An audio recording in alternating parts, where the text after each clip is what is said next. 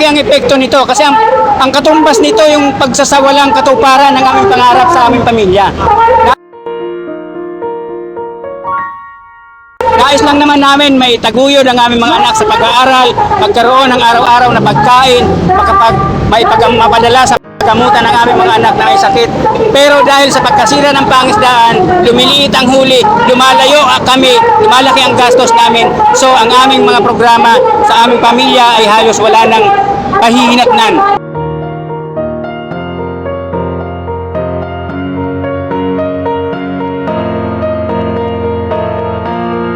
Kaya ang panawagan namin, panahon na para resolbahin ang problema ng kahirapan, kagutuman at pagkasira ng ating pangisdaan.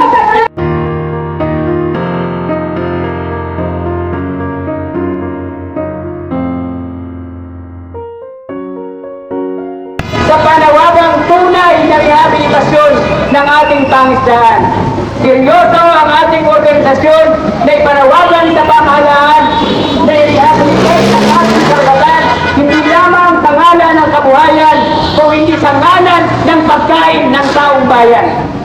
24 na taon na nang ideklara ni Presidente Erap na ang araw ng Mayo 31 ay yung espesyal na araw nating mga mangisda.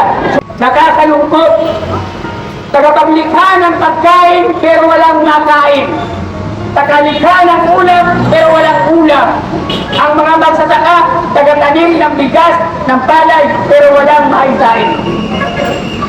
Ito ang malungkot na kalagayan natin mga maliit na mangisda, tagapaglikha ng pagkain.